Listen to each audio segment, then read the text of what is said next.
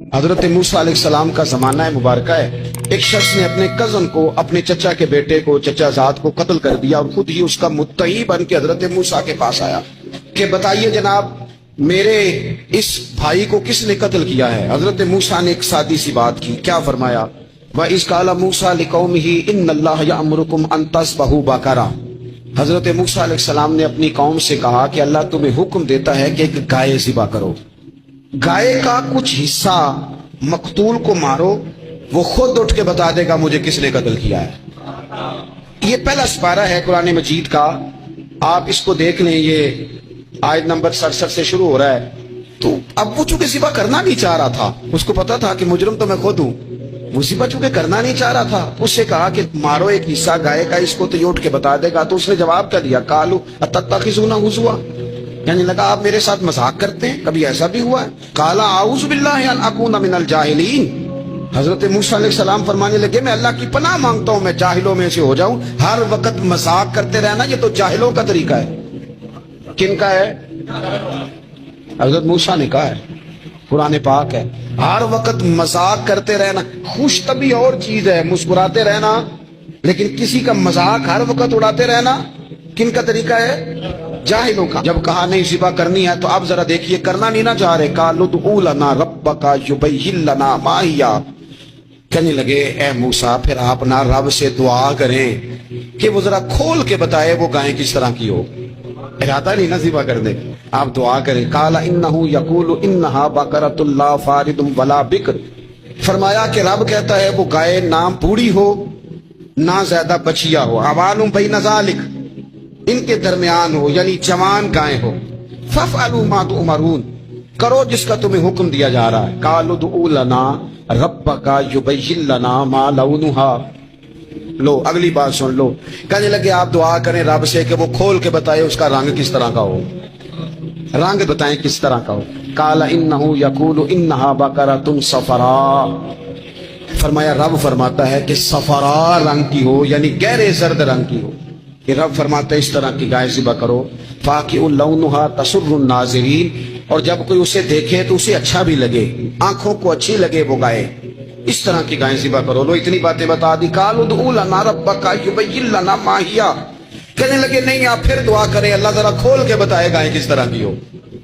ان البقرہ تشابہ علینا، ہمیں ذرا گائیں پر شبہ پڑ گیا ہے کس طرح کی ذبح کرنی چاہیے۔ وَإِنَّا انشاءاللہ لمہتدون، اگر اللہ نے چاہا تو ضرور ہم ہدایت پا جائیں گے۔ پھر اللہ تعالیٰ نے فرمایا کہ قال انہ یقول انہا بقرۃ لا ذلول تثیر الارض، گائیں اس طرح کی ہو کہ وہ کبھی کھیتی میں نہ چلائی گئی ہو، یعنی اس کو کبھی کام نہ اس سے لیا گیا ہو۔ بیل کو لوگ لگاتے تھے نا، جو کام آج ٹریکٹر سے لیا جاتا ہے وہ گائے بیل سے لیا جاتا تھا، تو وہ کھیتی باڑی کے کام نہ اس کو لگایا گیا ہو، ولا تسقی الحرث، اور نہ اس سے پانی نکالا گیا ہو، نہ کھیت چلانے ہل چلانے میں لگائی گئی ہو، اور وہ جو کنواں ہوتا تھا جس کے گرد گائیں گھومتی تھی، تو کہا وہ بھی کام اس نے نہ کیا ہو گائے نے۔ مسلمۃ لا شیۃ فیہا، وہ ہر عیب سے پاک ہونی چاہیے۔ قالوا الآن جئت بالحق، اب کہنے لگے اب آپ صحیح بات لے کے آئے، اب سوال ختم ہو گئے نا،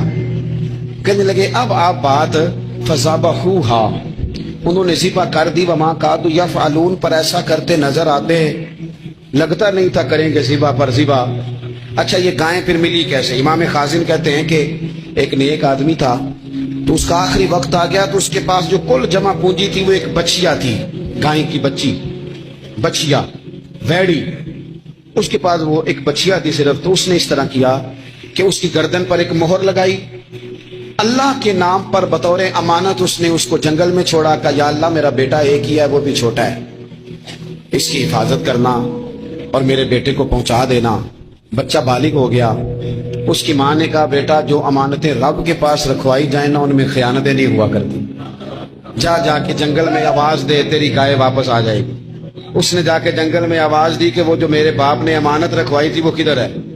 وہ نشان لگی ہوئی گائیں دوڑتی ہوئی اس کے پاس آئی۔ واللہ خیر الرازقین، جب رب بندوبست کرے، جب اللہ بندوبست کرے تو پھر معاملہ اور ہوتا ہے۔ وہ گائے آ گئی، اب اس نے کیا کیا اس نوجوان نے کہ وہ گائے گھر لایا، ماں سے آ کے کہا کہ اماں یہ تو اللہ نے فضل کر دیا۔ ماں کہنے لگی پتر حالات ہمارے خراب ہیں، منڈی میں لے جا اسے بیچ دے، لیکن سودا میری مرضی کے بغیر طے نہ کرنا۔ کس کی مرضی کے بغیر؟ کس کی؟ اماں کی مرضی۔ اور سنو یار، تھے کچھ لوگ جن کو لوگوں نے تانے بھی دیے کہ تم ماں کے پیچھے لگ گیا ہے، لوگوں نے بڑا کچھ کہا، پر جو ماں کی مرضی پہ لگے ناکام نہیں ہوتے زندگی میں۔ یہ دیکھو ماں کی مرضی پہ لگا، اس کی قیمت کتنی تھی گائے کی؟ بڑی مہنگی تھی، پر 3 دینار کی تھی۔ منڈی میں لے گیا، 3 دینار اس کی قیمت لگ گئی۔ تو ماں نے کہا تھا میری مرضی کے بغیر سودا نہ کرنا۔ اب بچے تو نہیں نہ مانتے، اماں کو کیا پتا باہر بزنس کیا ہے، لین دین کیا ہے، پر ماں نے کہا تھا میری مرضی۔ بندہ دے رہا ہے اسے 3 دینار، اس نے کہا کہ میں نے طے تب کرنا ہے، ڈن تب کرنا ہے، پہلے اماں سے پوچھنا ہے۔ گھر جا کے اماں سے پوچھا، اماں کہنے لگی دے دے۔ واپس آیا تو اس نے کہا کہ میں 6 دینار دیتا ہوں، پر میری شرط ہے ماں سے نہیں پوچھنا۔ اس نے کہا تو 12 بھی دے، ڈن تب بھی ہونا ہے جب اماں نے کہنا ہے۔ وہ جب اس طرح کی اس نے گفتگو کی، واپس اپنی والدہ کے پاس گئے، کہنے لگے اماں سمجھ نہیں آتی، 3 دینار کی گائیں بندہ 12 میں خریدنے کو تیار ہے، شرط لگاتا ہے کہ اماں سے نہیں پوچھنا۔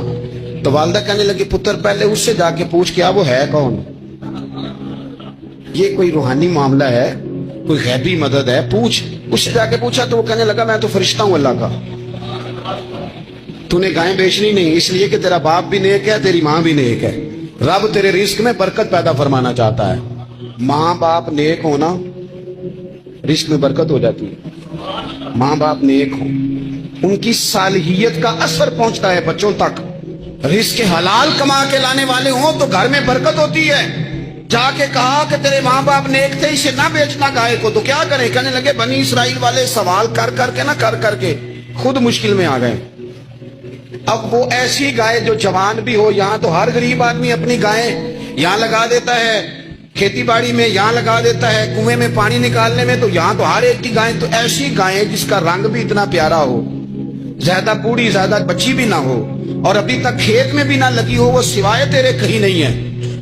اس نے کہا چل پھر مہربانی کر بتا میں کتنے کو دوں گائیں، اگر وہ آ جائیں تو کتنے کو بیچنی ہے؟ اسے کہنا کوئی نہیں، ریٹ تو زیادہ کرنا ہی نہیں، ان سے کہنا گائے کے اندر سے گوشت نکال دیں اور جتنا گوشت ہے اتنے پیسے بھر دیں، اس کی کھرڑی بھر دے۔ اب وہ بنی اسرائیل والے ڈھونڈتے ڈھونڈتے ڈھونڈتے ڈھونڈتے پہنچ گئے، کہا جناب گائیں 3 دینار کیا 6 لے لو۔ اس نے کہا نہ بھائی، ذبح کروں گا، گوشت نکالوں گا، جتنا وزن گوشت کا اتنے پیسے بھرو گے کھال میں تو پھر گائے تمہیں ملے گی۔